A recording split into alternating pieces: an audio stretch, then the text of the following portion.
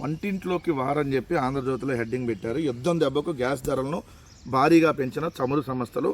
గృహ వినియోగ సిలిండర్ 60 రూపాయలు పెంచారు. వాణిజ్య సిలిండర్ 115 రూపాయలు పెంచారు. విజయవాడలో 937 రూపాయలు అయింది గ్యాస్ సిలిండర్ అని. ఇది వంటింట్లోకి వారని రాయకూడదు. ఈ ఎన్డీఏ ప్రభుత్వం వచ్చినాక ఏదైతే ప్రతిరోజు వారే జరుగుతుంది, వంటింట్లో కాదు అంత దేశము ప్రపంచం అంతా అదే జరుగుతుందని రాస్తే బాగుండేది.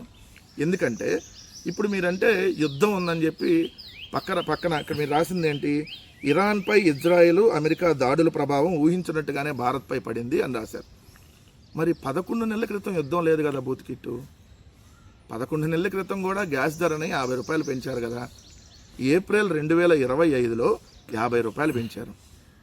ఇప్పుడు మళ్ళీ మార్చి 2026లో 60 రూపాయలు పెంచారు.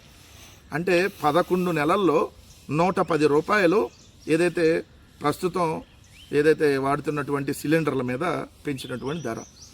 అంటే ఒక గ్యాస్ బండ మీద మీరు అధికారంలోకి వచ్చిన ఈ 11 నెలల్లో 110 రూపాయలు పెరిగింది. 110 రూపాయలు. అదేవిధంగా దీంట్లో చూస్తే వాణిజ్య అవసరాలకైతే ఇప్పుడే 115 రూపాయలు పెంచారు. మనం ఇళ్లలో వాడుకునేటటువంటి గ్యాస్ సిలిండర్ ధర అంటే బండ బాదుడు అని రాయాలి. అది బండకేసి బండని బాదుతున్నారు మహిళల. వాళ్ళ అంతర్జాతీయ మహిళా దినోత్సవం మంచి కానుకిచ్చారు మహిళలకి. ఏదో గ్యాస్ సిలిండర్ రేటు పెంచి పోయినసారి అంతర్జాతీయ మహిళా దినోత్సవం అయిపోగానే ఇచ్చారు. ఇప్పుడేమో డైరెక్ట్గా అంతర్జాతీయ మహిళా దినోత్సవం రోజే ఇచ్చారు. బండ బాదుడు అని హెడ్డింగ్ పెట్టాలి. 1,55,00,000 గ్యాస్ కనెక్షన్లు ఆంధ్రప్రదేశ్ రాష్ట్రంలో ఉన్నాయి. 1,55,00,000 గ్యాస్ కనెక్షన్లు. వంటింట్లోకి వారు కాదు, 1,55,00,000 కుటుంబాలపై బండ. 1,56,00,000 అంట. బండ బాదుడు. 110 రూపాయలు ఏదైతే నిత్యావసరాలకు వాడేటటువంటి గ్యాస్ బండపై పెంచారు. ఓ పక్క నిత్యావసర ధర వస్తువులు పెరుగున్నాయి, మరో పక్క గ్యాస్ ధర పెంచారు.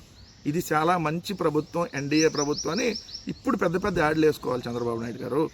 ఇవాళ అంతర్జాతీయ మహిళా దినోత్సవం రోజు మహిళల ఫోటోలు వేసి పక్కన గ్యాస్ బండ ఫోటోలు కూడా వేసి బండబాదుడు బండకేసి బండ తీసుకొని బండకేసి వంటింటో బాదుడు అని రాస్తే బాగుండేది.